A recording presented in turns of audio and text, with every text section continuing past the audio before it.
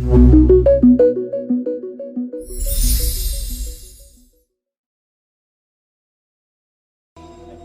korban telah disantet oleh pria yang berikut ini. Malam hari ini kami akan panggil dia dengan nama samaran. Kami persilahkan Angga.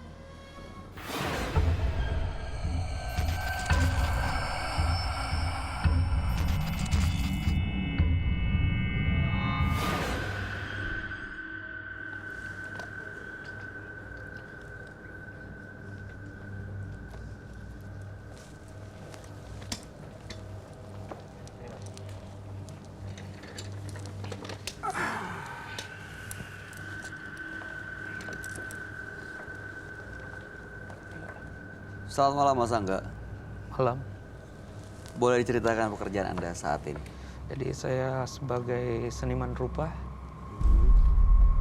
Jadi pekerjaan saya melukis, membuat patung, mendekor. Ya, yang bekerja di bidang seni rupa. Apa yang mau Anda ceritakan pada kami? Jadi saya setiap tanggal 3 Januari itu kami mengadakan satu ritual.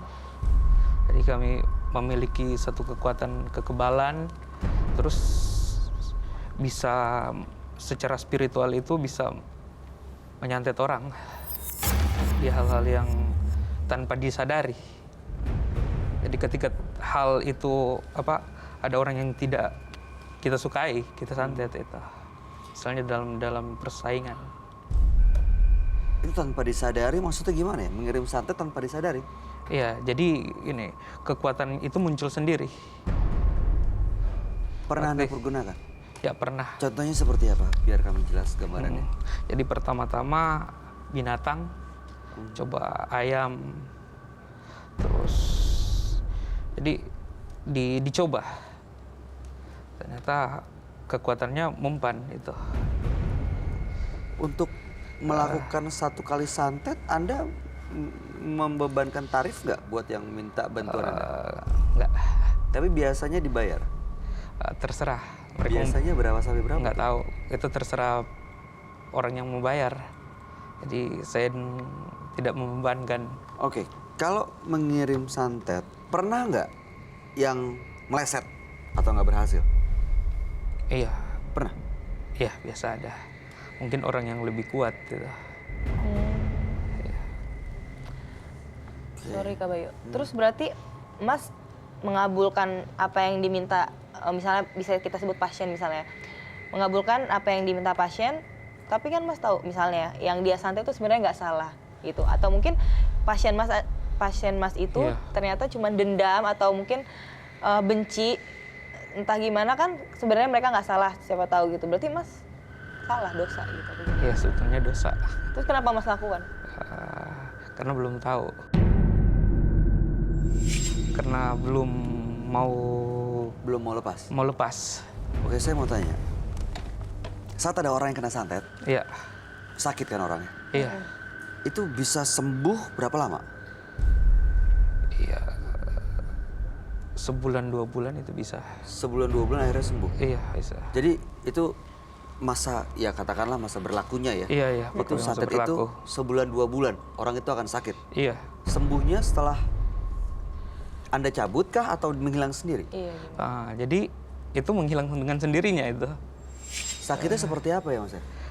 Kakinya nggak bisa bergerak sama sekali, lehernya udah gini kayak robot. Berarti mantranya kuat banget ya? Dia agak kaku. Untuk mengirimkan santet Anda perlu alasan nggak? Iya.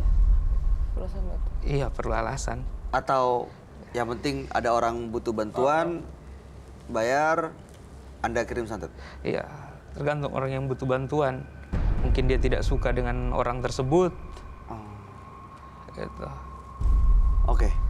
Tujuan Anda malam ini datang ke Menembus Mata Batin untuk apa, Mas? Jadi hal itu ingin saya lepaskan. Lebih baik dilepasin aja sih kalau merugikan orang lain. Kenapa mau dilepas? Iya, nggak ada untungnya itu. Oke. Udah coba dilepas? Iya, udah. Nggak berhasil?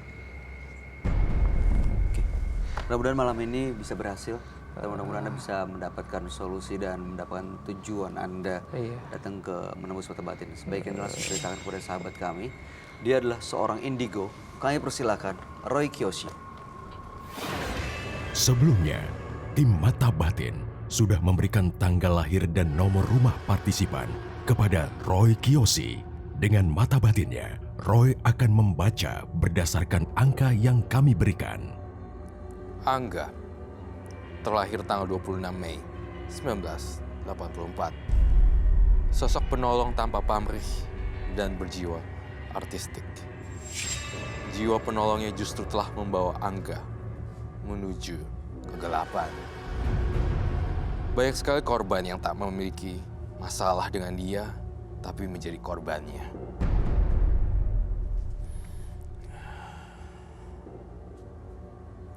Saya melihat arwah-arwah penasaran menuntut balas pada Angga.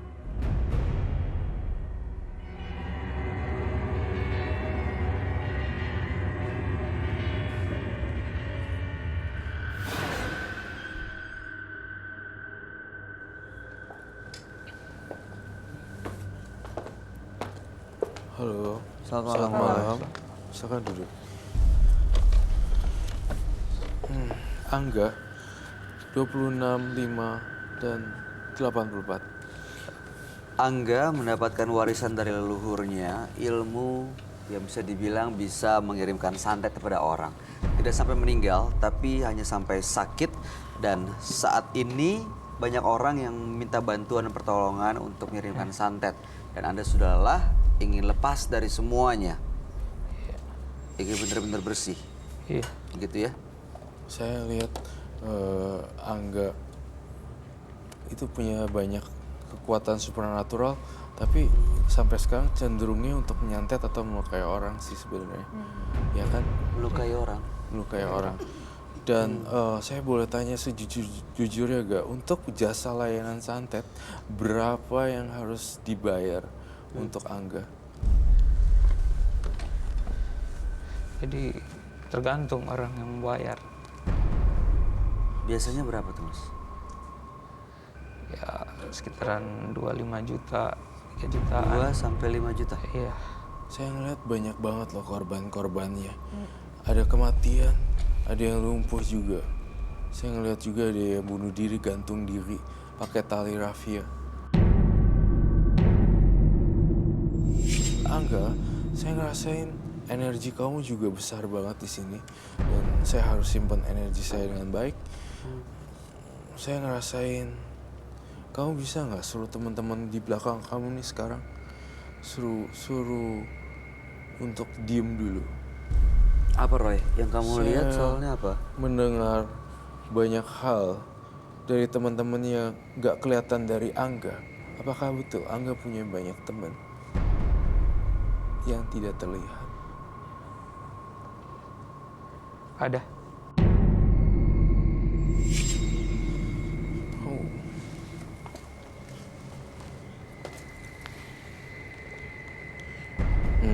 Teman-temannya itu berisik mengganggu kita kah atau ada yang mau disampaikan, Roy? Sebenarnya teman-temannya nggak ngebolehin dia di sini, dan saya merasakan Angga melanggar janji itu seperti itu. Jadi seperti protes gitu dengan apa yang Angga lakukan ke sini. Betul.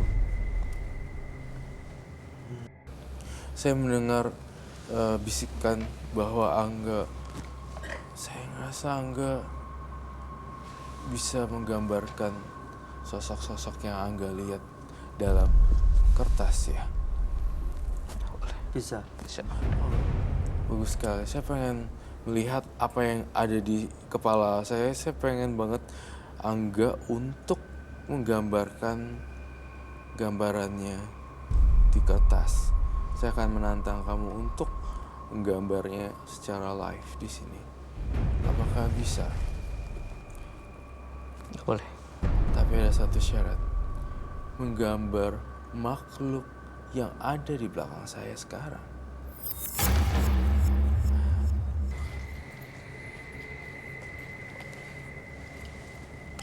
menggambarkan wujud-wujud yang kamu lihat di belakang saya. Ataupun apapun itu. Apa yang kamu lihat, kamu gambarin.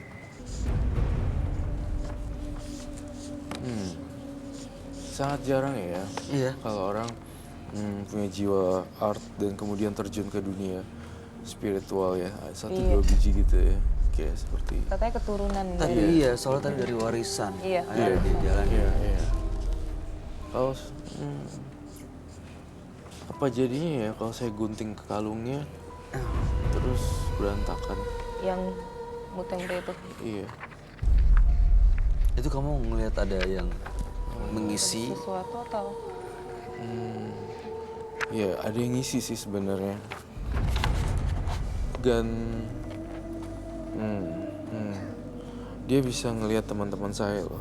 Tapi ini campuran, bukan semua teman saya juga sih. Saya mau manggil Siti Jasmine datang juga. Ini semua yang ada di belakang kamu gitu digambar.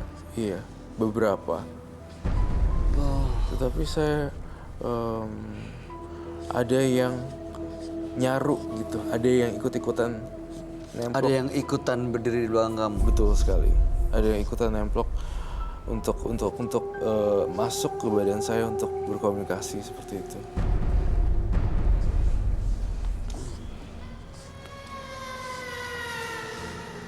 Kamu ngerasain sesuatu dari kalung dan Iya, saya ngerasain sesuatu loh di kuku kalung itu. atau taring.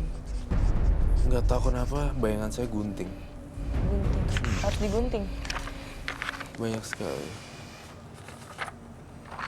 Apakah boleh saya lihat Sudah.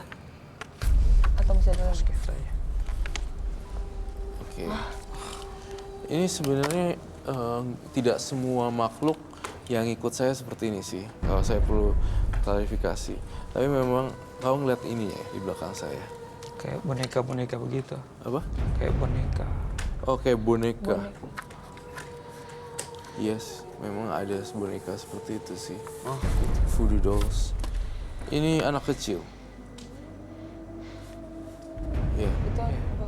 Tuyul kah atau Sosoknya seperti itu. Bagus karena saya lihat bagus banget karena memang saya punya anak ambar yang cukup banyak juga dan saya memeliharanya. Ini kamu lihat juga ya? Iya. anak ambar apa? Anak ambar itu sejenis bukan tuyul ya, tapi anak ambar adalah anak yang rohnya itu masih di tempat dan berupa anak kecil. Oke. Beberapa kalau di Indonesia itu masih dipercayai seperti itu. Anak ambar. Dan the next picture, Bayu kamu boleh bantu saya. Kamu yang tunjukin kamera. ini yang kedua. Itu yang bayi. Lalu kemudian Ini apa? Apa ya? Kayak baby ngepet itu. Oh, wing ngepet. Kalau itu saya nggak tahu. Boneka. boneka. Yang tergantung. Boneka tergantung. Boneka yang tergantung. Saya nggak tahu tentang itu. Kalau ini agak blur. Aku nggak tahu.